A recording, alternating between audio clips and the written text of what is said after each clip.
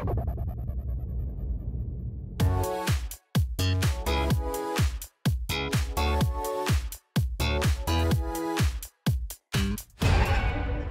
beast is coming any minute now for you guys. Salut à tous, bienvenue dans Story Movies. Au sommaire de nos envies de cinéma, Viggo Mortensen, le seigneur des plateaux. Jacques Gamblin, l'artisan rêveur. J'ai toujours pensé que c'était un métier d'artisan. On façonne un corps, on a un point de vue, c'est de la sculpture. Et le film le plus attendu de ce début d'année, Glass.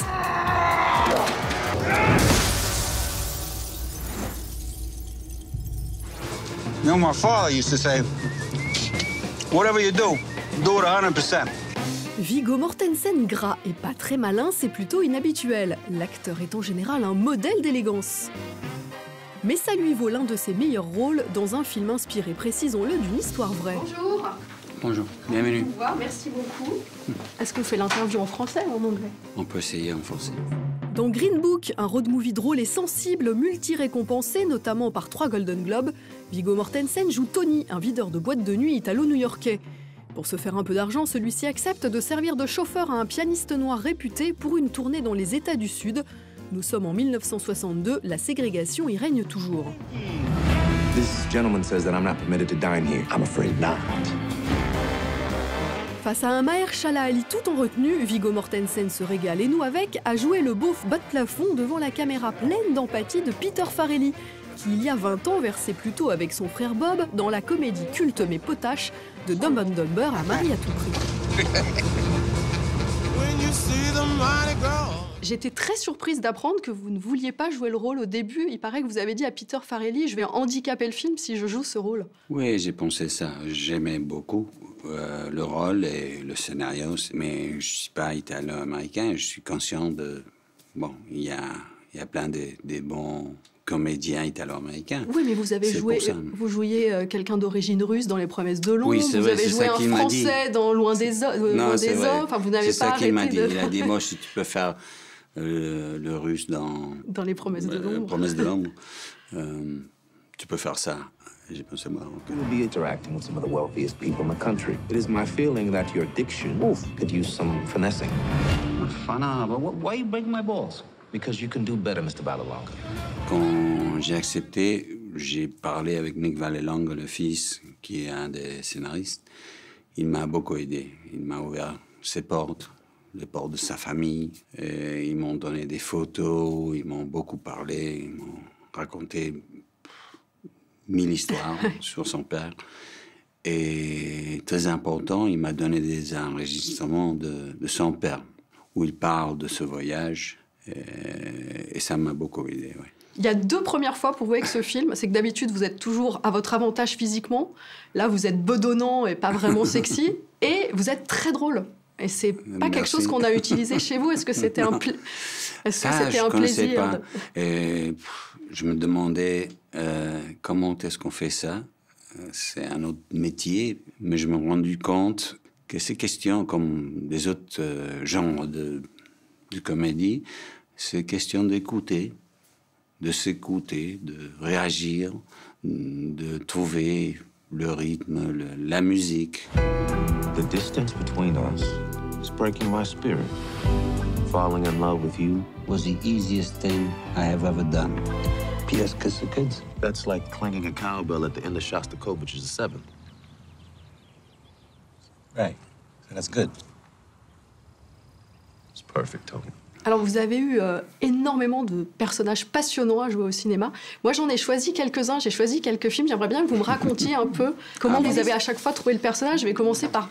C'est bien votre premier film. Witness. Witness. Avec Harrison Ford, oui, c'était... On a Peter tourné en 84, l'été. C'était un jour de travail que j'avais au début. Et après 2 heures de tournage avec eux, Peter Weir est venu me dire... Si tu veux, tu peux rester quelques semaines. Quelques semaines? Je dois aller à New York ce soir. Non, si tu veux rester, on peut inventer quelque chose. Tu peux être le frère le personnage d'Alexander Goodenough dans ce film. Tu peux rester. Qu'est-ce que je dois faire? Oh, on va l'inventer. C'est formidable. Ouais, première expérience au cinéma. J'ai eu de la cinéma. chance, c'était génial. C'était génial. Alors, un rôle qui a certainement changé votre vie. Comment est-ce qu'on construit un personnage dans un monde pareil? Il n'y a qu'une différence entre les personnages qui sont réels et une fiction, une fantasy. Et le travail, c'est le même, d'apprendre, de comprendre un point de vue et puis se relationner avec des autres comédiens et écouter. Donc un rôle comme un autre, celui du Seigneur des Anneaux. Non, mais le succès de la trilogie, c'est sûr, ça m'a donné la possibilité de travailler, par exemple, avec David Cronenberg et peu à peu de faire plein de choses. Alors j'ai choisi celui-ci, mais il paraît que vous lui aviez dit non au début. Non, au début, j'avais mes doutes. Je l'avais dit à Cronenberg. J'ai dit, je ne veux pas insulter, mais c'est pas un bon scénario. Il a dit, non, je le sais, on va le changer. C'était 125 pages ou quelque chose. Et à la fin, c'était un scénario de 75 pages. Et ensuite, 3 films ensemble, Des 3 films que j'ai fait avec lui, c'est peut-être mon favori. Ouais. J'attends, je veux voir ce qu'il fait la prochaine fois. Mais nous, on va voir ce que vous faites, parce que vous vous apprêtez à démarrer dans quelques semaines. Vous démarrez le tournage de votre premier film en tant que réalisateur, ouais. Falling. Oui, je commence à tourner en février, mais... Vous vous sentez comment à l'idée de cette nouvelle aventure? Un jeune réalisateur de 60 ans. Je cite votre âge parce que c'est tellement... Là, j'ai peur, vraiment. Mais c'est ma première fois. On va voir. Bon. Je vais essayer de faire un beau film. On ne sait jamais, c'est mystérieux, le cinéma. Alors, en anglais, je sais qu'on dit break a leg. En français, on dit merde. Merde. Portez bonheur. En espagnol aussi. Mucha mierda. Mucha mierda. Mucha mierda, Viggo Mortensen. Merci beaucoup. Merci journée. à vous. Cet homme n'est pas qu'un grand comédien. Jacques Gamblin est un poète, un rêveur, un artisan rêveur. À l'image du facteur Joseph Cheval, auquel il prête ses traits à l'écran, un homme simple, taiseux, qui décide un jour de construire dans son petit village de la Drôme un palais pour sa fille. Tout va bien au palais du fou? Il est pas fou, mon père. À cause de toi, tout le monde se moque de moi au village. Tout le monde! Cette construction est admirable. J'ai jamais rien vu de tel. Vous êtes dessus depuis combien de temps? 13 ans. Joseph! Il faut qu'il cesse cette folie. Un travail de titan obsessionnel qui dura 33 ans et dont on peut encore admirer l'étonnante architecture de nos jours. Sous la direction de Niels Tavernier, Jacques Gamblin est merveilleux de douceur, d'opiniâtreté et de mystère. Un très beau rôle pour un artiste qui sculpte ses personnages avec une finesse sans pareille.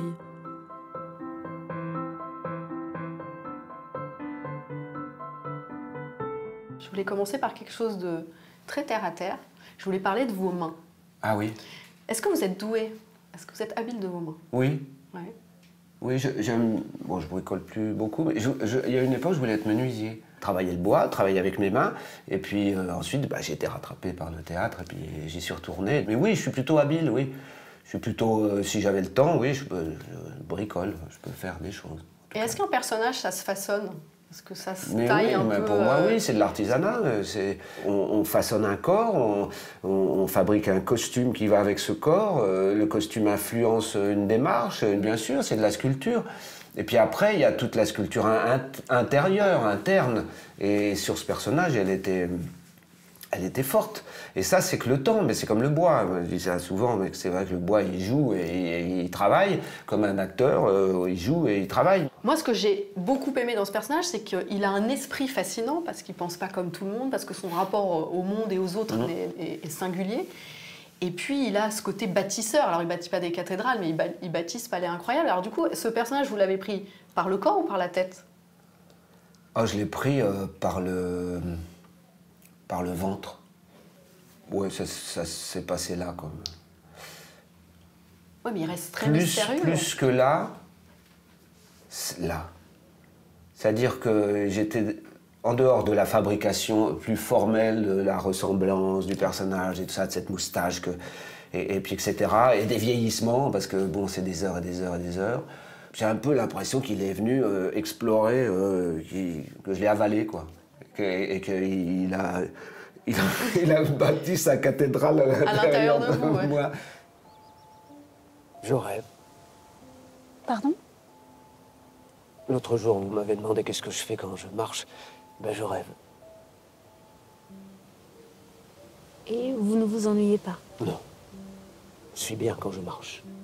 J'étais un peu débordé, et de façon aussi très inattendue, et que ce débordement, cette rivière, ce barrage qui des fois rompt ses murs, et ces enceintes, et ben je devais rattraper toute l'eau qui foutait le camp pour remettre tout ça à l'intérieur et jouer cheval avec sa réserve, avec son incapacité à dire, à exprimer autrement qu'en faisant, avec ses mains, c'est pierre à pierre.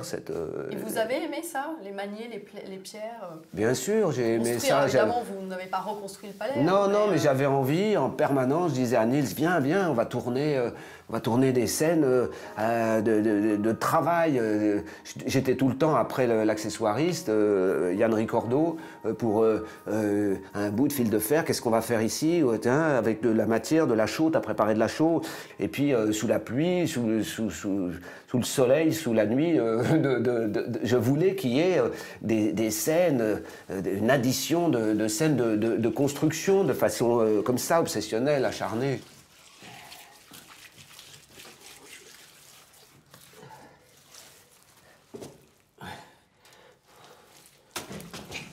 Papa, c'est quoi cet animal? Un éléphant. Il a fait ça très premier degré, c'était une déclaration d'amour à sa fille. Et c'est devenu un monument, enfin une forme de chef-d'œuvre. Est-ce qu'en tant qu'acteur, en tant qu'auteur, on est en quête du chef-d'œuvre? Est-ce qu'on court après son chef-d'œuvre, son propre chef-d'œuvre? Non, moi je cherche pas à laisser derrière moi un truc. Je veux laisser une trace au présent, je veux laisser la trace du moment, Tant mieux si ça laisse une trace sur un jour, 2 jours, 3 jours, un spectacle, et puis que ça continue à voyager dans le spectateur, parce que voilà, j'aime bien ça. Oui, mais les films, ils restent, par exemple. Oui, alors les films, ils restent, mais... Non, j'ai eu l'impression, là, c'est vrai, en ayant ce cadeau de ce rôle, que j'en ai eu de la chance. J'ai eu des rôles magnifiques dans des films avec des réalisateurs, j'ai eu vachement de bol, déjà. Mais que là, c'est un peu le pompon quand même. Et que ce rôle, il me permet d'y mettre beaucoup à la fois de l'expérience et à la fois de moi aussi. De mon silence à moi. Non, c'est bon le silence aussi. Ouais, de tout ce que je ne pourrais jamais ni dire ni faire, mais qui est là.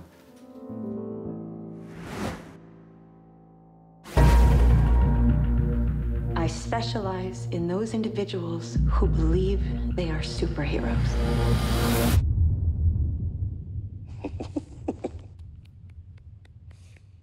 Good for you.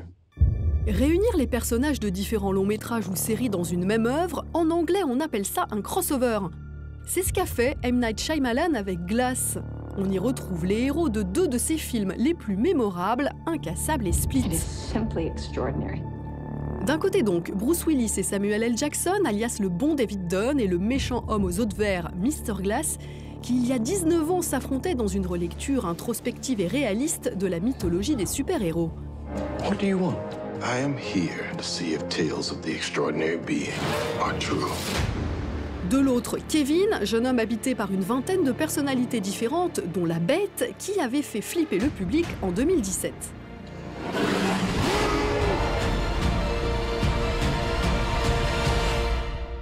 The trilogy was always the intention, and I just, moved away from thinking I would ever do it, and then came back and said, all right, let me just do the second one. It was kind of baby stepping back into it a little bit. When I was thinking about the opportunity that Glass is, which is so unusual and rare, a sequel to 2 different movies from 2 different generations. So you're doing like a triangle, it isn't linear. I'm going to have the same actors that were in the movie from 19 years ago. Wouldn't it be wonderful to see them when they were 19 years younger, right there? And is there stuff that I cut out of Unbreakable? And in my mind, I was always like, wow, these scenes, I would love to show them. And there was a few more that I tried to get in, and I just couldn't get them in the right way. Glass se déroule quelques semaines après Split et se passe pour l'essentiel dans un asile où une psychiatre tente de convaincre le trio qu'ils ne sont pas des surhommes, mais des malades mentaux. L'occasion de quelques passes d'armes verbales et physiques savoureuses entre les comédiens, même si, avouons-le, James McAvoy vole fréquemment la vedette à ses aînés. We found 15 other characters, 14 other characters. We only show 11 new characters, so all in I play 20. They're the roles that I play in Split and Glass. They are much more showy than a lot of the characters that Knight usually writes. But at the same time, you've got to be... The Beast he's not just like you and me, he is something different. He isn't even just like a superhero with the ability to fly, he's an animal, he is bestial. And so you got to try and own that, and without going too far, without overacting, and without bad acting, you've got to try and give him something animalistic, you know?